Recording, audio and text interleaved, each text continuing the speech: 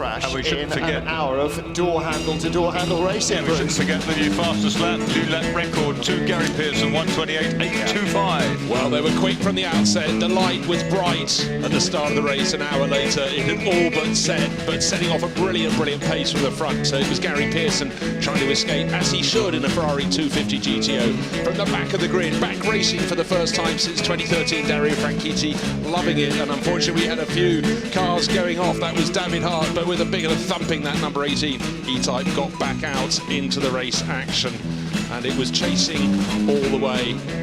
And there, Tom Christensen got in. This was a car that qualified second and was moved to the very back of the grid and advanced its way forward, with Christensen chasing after a possible podium, which seemed impossible. But if you want to see a driver who loves being back, there's Dario Franchitti telling the story, welcomed by his brother Marino, and some brilliant racing. And unfortunately, punctured tyre there for Andre Lotterer, just trying to get to the grips with the race. Christensen picking off the markers and saying, well done for not pulling across and putting me into the pit wall, as he was unsighted. And then unfortunately, John Young had handed over to Jack Young, and the 26 E-Type went off. Something went wrong down into Woodcote. That brought out the safety car. The field was bunched up, and with about 4.5 minutes to go, they were released. But the 250 GTO front of the pack had 6 or 7 cars still sitting between him and Simon Hadfield. So it's victory there for Gary Pearson. And from Andrew Smith, the big smiles at the end of the first race of 2019. Swift in second, just half a second behind Robert Barry. What a great start to Saturday's racing. And on board, Nick Swift making a really strong start from row 2 in the Mini Marcos. Behind him, MGB, Porsche and TVR battles. Ahead of some of the glorious Italian machinery. Josh Files watching in a mirror that wasn't really helping him for Nick Swift on the inside on the grass. Little spin from Alliance Sabre 6. And that continued unabashed, but all eyes on the battle out front. The Mini Marcos, not 5, maybe 40 horsepower shy of the twin cam Lotus. Every time Nick Swift fought his way through, the twin came on song and drove its way back past. And in the end, no matter how many times he got alongside and tried to get his nose in front, Nick Swift's horsepower deficit was always be the counting factor. Robert Barry, the winner of the FORDWATER Trophy in the Lotus Elan from Nick Swift's Mini Marcos. Lot of tension. Cooper dancing up and down for part 1 of the Barry SHEENE. They sprinted across. How many riders had the clutches in gear? Well, quite a few apparently. Peter Hickman flew out of the blocks quite well, but Richard Cooper got a cracking start, as indeed did James Hillier. James Hayden, number 16, put himself very much in the mix early on. A former winner here, he wasn't going to be beaten easily. We had a 5-man freight train for almost the first half of the race, switching. And then suddenly the MV Augusta came from nowhere, with Lee Johnston assuming control and having a battle at the front with Richard Cooper. Once in front, that MV never looked back, and all the action went on between the best of the rest, fighting hard further down the order. Rider changes would throw another unquantifiable in the works. Steve Parrish didn't get off the line as quickly as he would have hoped. James Hayden so enthusiastic and pumped up when he handed over to Peter Bardell. Sam Clues giving Glenn English, or rather his new rider, a touch on the way through. Sam Clues going well, but the MV in the hands now of John Boy Lee brought it home for victory. It was nearly 8 seconds at the flag, a dominant performance. Can they do it all again in part 2 tomorrow? Only time will tell. First timers like Carl Wendlinger or multiple racers like Emanuele Pirro and Nick Minassi on fantastic action from the St Mary's Trophy Part 1, and these cars will be back in action tomorrow. Well, the first race start was halted immediately as the 2 big American cars sandwiched Emanuele Pirro's Alfa. John Hoglan further back in the field in the Gulf Volvo put his protective devices to good use as he ploughed into the tyre barriers. They needed repairing, the red flags flew, and then a while later we went back to racing. Emanuele Pirro may have the narrowest car in the field, but even that gap looked a little small. And a second time of asking, again, it was cubes that counted. The American cars getting in front in the battle of the Austin Tiddlers. Marino Franchitti worked his way up the order. but it was soon Studebaker leading T-Bird. However, our noses told us the T-Bird had lunged its transmission. Bill Shepherd's crew will need to do work before tomorrow. Not only is he a sports car racer and a touring car racer, he's also a bit of an amateur rallycrosser. Tom Christensen held it all together to keep himself in the top 10 battle in the A40. Stuart Graham just about held it together in the Jag, but retired soon afterwards. Emanuele Pirro in second gave chase and never gave up. And a little grassy moment on the last lap for Ross Hyatt's Jag. Bit more of a grassy moment as Anthony Reid trying to get round John Cleland. Didn't notice the A40 of Tom Christensen. Christensen, yep, I've got this.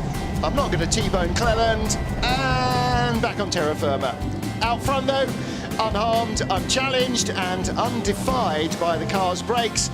A smooth drive to victory in his very first outing at Goodwood for Austria's Karl Wendlinger.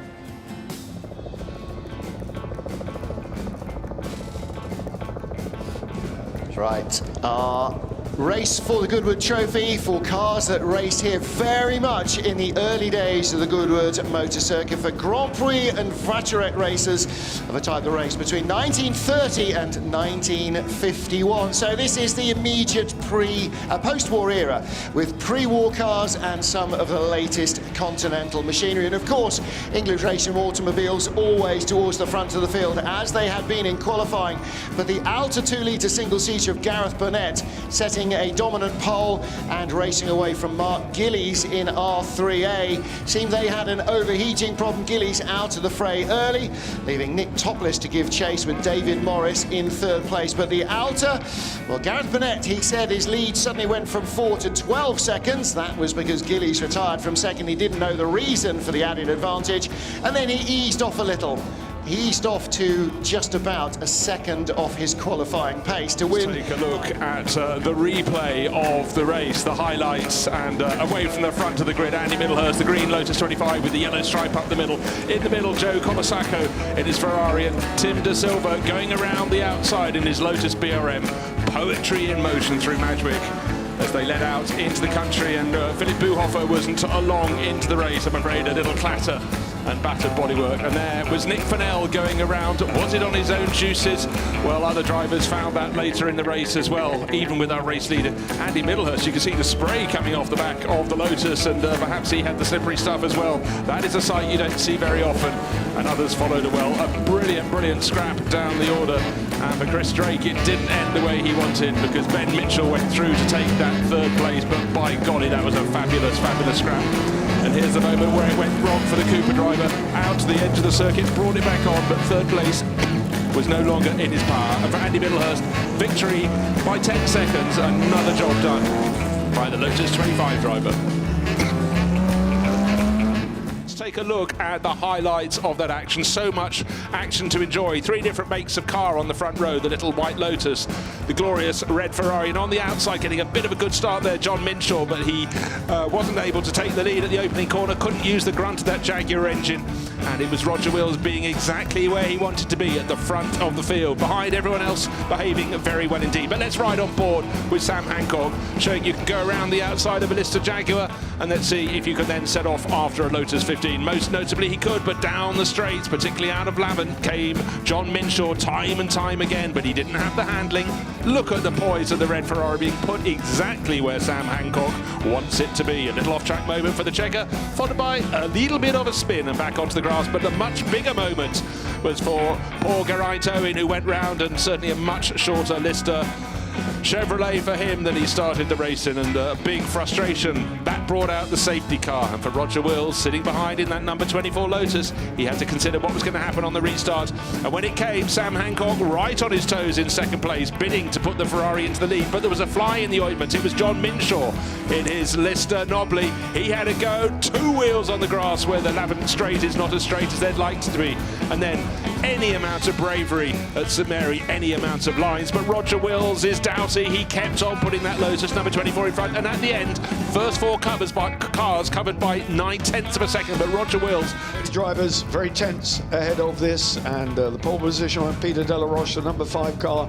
Did he make a fist of it? Well, he certainly did towards the end, but the number 16 car driven by Stuart Wright, the 25 car with George Shackleton, kept him honest into Madgwick for the first time. It was action all the way down the field. 1 or 2 blew, and the retirements came thick and fast from this, but at the front, and a bit of spinning there. That was a wonderful spin into the tyres, if I could call it wonderful. Fortunately, Xavier Kingsland got the star ride out of trouble, and then Richard Delaroche, a spinner as well. Number 9 at the front though, it was Gordon Russell, Chris Wilson, but out in front, Peter Delaroche. Fine battles all the way down the order, cause for a bit of over-exuberance. The number 9 car running wide, Roy Hunt, Richard Delaroche going wider, then ended with a red flag when there was a massive thump coming out of the chicane. Red flag, but no doubting the winner. So let's take a look at the highlights of the Richmond and Gordon Trophy, these fabulous cars from 1954 to 1960, where the front engine Lotuses and Coopers were really clearly prevailing over the mighty rear engine Maseratis. But at the start it was Gary Pearson from the middle of the front row who got into the lead of the race, and the pole starter, number 18, Sam Wilson, went back to third. But with Nick Padmore in the Lotus 16 behind, they put on a masterclass on cold tires in the early laps. And looking from on board Gary Pearson's Cooper, we could see Padmore going past, but unfortunately spinners further down, but it was Sam Wilson prevailing at there, number 11. Unfortunately a bit of a biff there for Helmut Gassman. Number 7 going for a spin as well, that was Nick Topless, and conditions were quite slippery out there, but the person who didn't seem to notice at all, one of them was Gary Pearson, but most certainly Sam Wilson stretching his legs at the front. Another Lotus 18 unfortunately for James Davison. His was a smoky one, and I think he put some liquid down, because first Simon Diffie went for a spin, and then a while later he had others joining him, but luckily number 5 keeping the right side of the barriers there, Paul Griffin. Number 23, Andrew Stortoni, he'd been making fabulous progress, and he went farming at St Mary's. And then the Cooper Maserati, Stephanie Obstall, also finding the wrong part of the circuit. The person who didn't put a foot wrong at all, though, was number 18, Sam Wilson. Yet another win for him, and Gary Pearson keeping him honest in the number 14 Cooper, just in the back. Riders are the other. Richard Cooper and Steve Parrish pulled the fast one. Parrish was already on board with it running. Cooper touched him. Parrish got away into the lead, but he was chased immediately by the number 90 bike, Sam Clues, and Ian Bain on the number 12 bike pushing very hard as well. They got a cracking start, fell further down the order, but were to finish, as you've just seen, on the podium. But Sam Clues on the number 90 bike came under pressure then from John Boy Lee on the MV Augusta, and that very quickly swept past and set after the number 6 bike with Steve Parrish, who was at that point still out in front. Not for long, because the pressure came, there was action all the way down the field. The rider changes, number 26, Danny Pedrosa, climbing on board of the Manx Norton, was eventually to haul himself up from 16th to 6th place at the finish. Sam Clues handed over the number 90 bike to Peter Hickman, who made a good fist of it and pushed really, really hard. Then when the star riders got on board, Sylvain Barrier, number 20, threw a spanner in the works. One lap down, he certainly made things interesting at the front. James Hayden on the number 16 bike was also pushing very hard. Down went James Hillier. Hayden had to take evasive action, so his overall challenge effectively over. But it was an MV to the line victory for Lee Johnson and John Boy Lee. Justly deserts for them. Look at the highlights, and often you see so many cars here racing with a roof that can be folded down up at the start of the race. A brilliant start from the middle of the front row by Ben Collins, took the lead as poleman Gareth Graham lost a little bit of ground. Oliver Llewellyn in number 19 was right in the mix as well, but coming through really fast opening that from Martin Overington and the number 18 of Pat Blakeney Edwards around the outside. That seems to be the motto for Pat Blakeney Edwards. But then it was Overington hitting the front, Ben Collins in 24 pushing him very hard indeed. This isn't a sight you see often. Arriving in the pits, new tyres? No, we'll fold the roof back. And there were some all fingers and thumb moments, and for Gregor Fiskin, when he finally got the roof up, down, up again, he got parked behind another car, had to be pushed back, and you could see the competitor in him. But take this moment, here is Martin Overington into the lead of the race, looking across, checking the traffic, cruising to victory. In the end it was four and a bit seconds, but here's a moment he didn't want. He got on the grass as he went past some back markers, but he kept it in a straight line, rejoined in front of them, and was able to get his heart rate under 350 beats a minute as he took the chicane for the final time. Great pleasure for him. Victory in the Brooklands Trophy race. So let's take a look at what was an absolutely fabulous Royal Automobile Club race. Brilliant start from Bill Shepherd on the outside of the front row. Got the nose just in front, but right way too sideways. Middle of the front row, keeping it straight, getting the power down without too much wheel spin. Look, he's back into third place, but Nick Manassin in the Togero, he had the momentum when it was needed and was very busy in his office as he went through the double apex magic. He emerged in the lead, and then it was fast and furious behind, and Phil Kadori getting a little bit wide in the number 7 Cobra several times, but he never lifts, and he was incredibly brave and a brilliant battle, but unfortunately given a little bit of a rub there by Craig Davis in the Corvette Stingray. One of the stars in the early stage of the race was the TVR, working his way forward. Mike Whittaker there, working his way past Bill Shepherd. That was brave. And the number 2 car, Chris Wilson, a really good start. Then, unfortunately, Sean Lynn, just something went wrong, and that brought out the safety car. The AC Cobra had to be removed, clearly out of the race. But the big problem for a lot of the drivers was some of the cars had managed to make their pit stop just before the window. Therefore, they were able, among that group, number 1 and 47, it was good for the Cobras, and they suddenly found themselves fighting for the lead instead of 5th or 6th, and fight they most certainly did. Look at this moment, a car coming out of the pits, and what a squeeze! And that is the tightest of moments with Romain Dumas threading the eye of the needle, but eventually without the tyres left, and as we've revealed, with the top having come off the gear lever, he really struggled in the closing laps. And there, just as he'd been demoted to third place, it came second because Ollie Bryant just ran wide. He'd just taken second with a brilliant move. Half a lap later, it was over and out. But for Andre Lotterer, it was over and out only when they saw the checkered flag. Chris Wilson, who started that car, celebrating an enormous win in the Royal Automobile Club TT Celebration. St Mary's Trophy presented by Motul Part 2, and the Studebaker Hawk of Patrick Watts from pole position, beaten into the first corner by Dickie Meaden in the Alfa Romeo TI. Problems for the MG-YB, and a spin for Richard Butterfield early in the race, but nothing stopped the battle out front. David versus Goliath times 6 or 7. The Studebaker out front, Austin A40s, the Alfa Romeo and the Mark 1 Jags. Particularly car number 12 of Grant Williams getting in on the act. Emanuele Pirro drove the Alfa yesterday. Glad that he wasn't in the heat of that one. Big moment for the Riley 1.5 of Dean Boston.